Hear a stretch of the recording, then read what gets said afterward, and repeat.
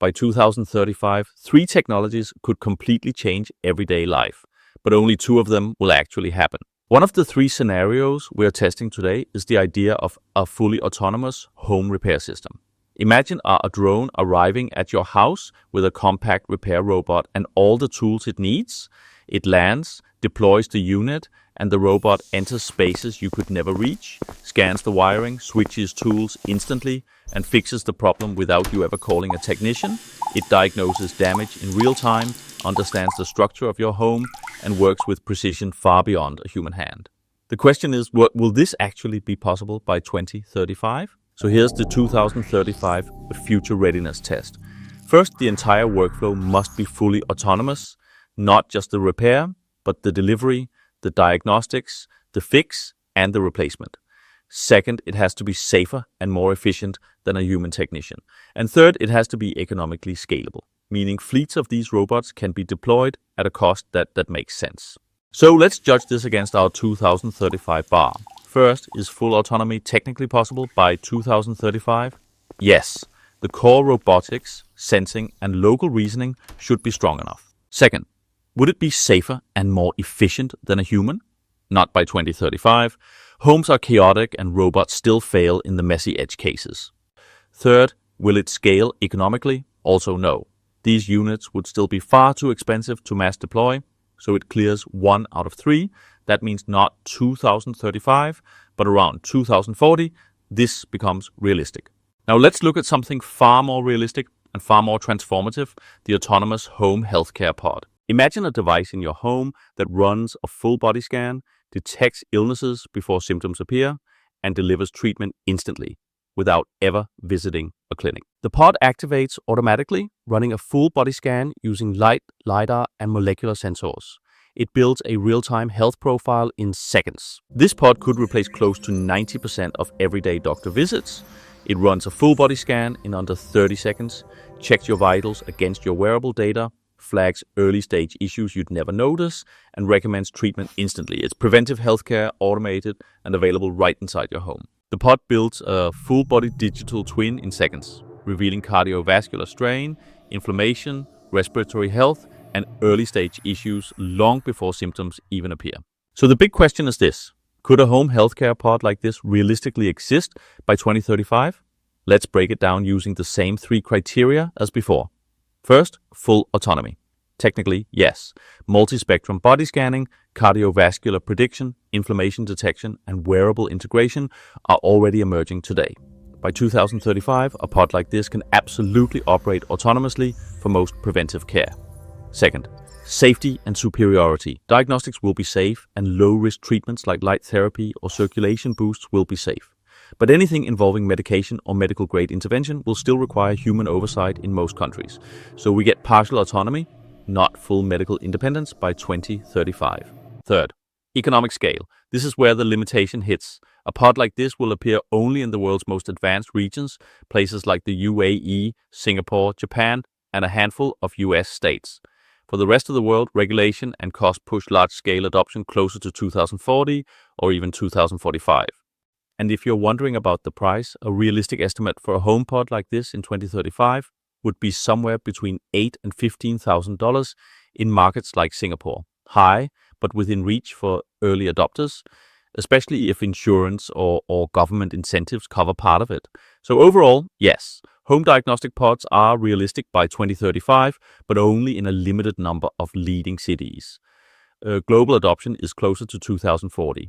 Now, for the most important question of all, could AI run an entire YouTube business by 2035 with only 1 hour of human input per week?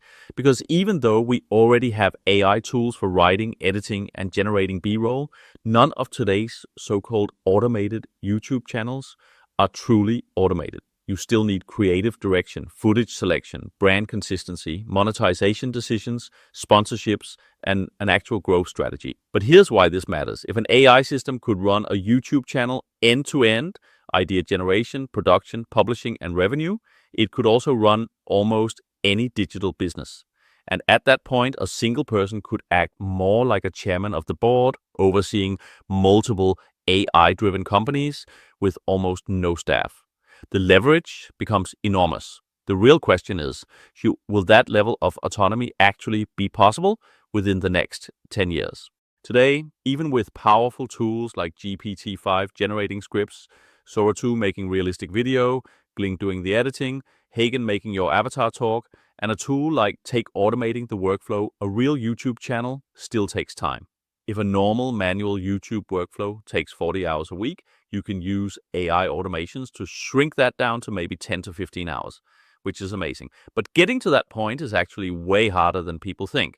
First, you need to build the automations, and that alone takes between 40 and 120 hours. Because you're not just writing scripts, you're connecting research tools, building templates, defining your brand voice, wiring workflows in Take, setting up backups when Sora 2 or VEO fail to render, and designing the whole system so it doesn't fall apart the moment one model updates. So yes, you can automate a lot, but it's not plug and play. Second, these systems break way more often than people expect.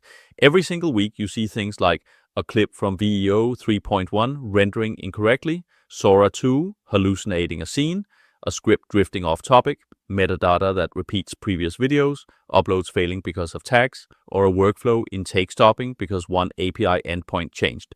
And suddenly you're fixing that instead of relaxing. And third, today's AI can't think like a business yet.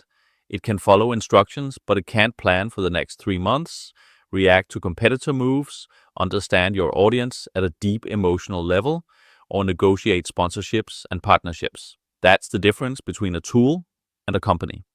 So what's missing? Well, 3 big breakthroughs. Number 1, we need real business-level AI agents, systems that can plan, self-correct, understand context, and manage multi-step workflows without falling apart. Number 2, we need self-improving AI pipelines. Imagine Sora 2 or VEO 3.1 learning your style automatically. Imagine a system that tests different edits, learns from watch time data, and rewrites future videos based on what worked. And number 3, the models need memory, long-term memory, so your channel actually keeps its style, tone, and personality without you reminding the AI every single time.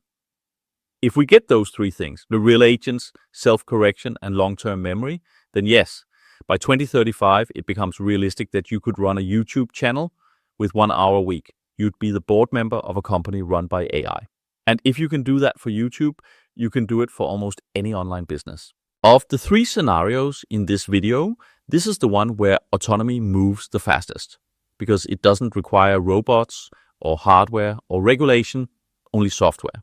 And we're already seeing early versions with agentic workflows, long context models, and tools like Take orchestrating entire multi-step pipelines.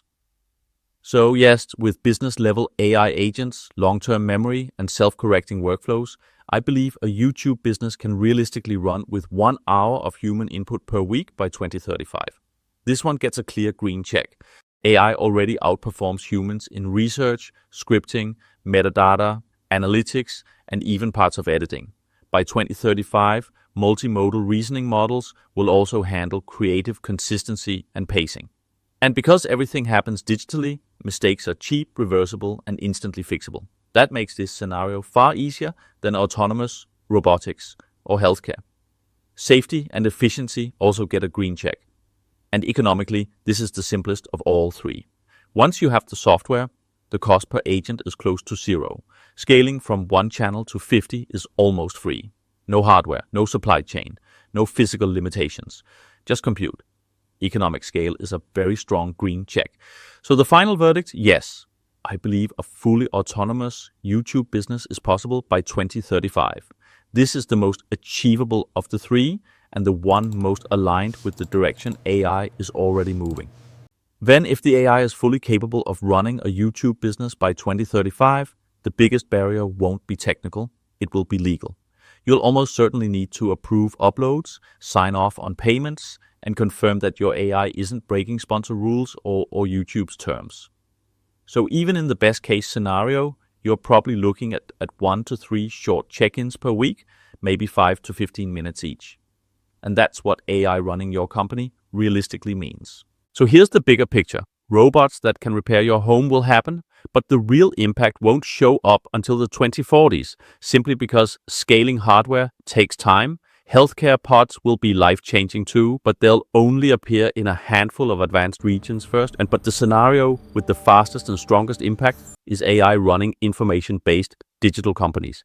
Because unlike robots or medical hardware, this is pure software. Scaling it is instant. And the moment these systems work, anyone with ideas can build businesses that would have required entire teams just a few years ago. This is the real shift of the 2030s. People with imagination and ambition will accelerate massively, while anyone relying on routine work will face increasing pressure. And if you want to understand the economic side of this, especially why universal basic income is unlikely to arrive in time to protect most people, watch this video next. I'll see you there.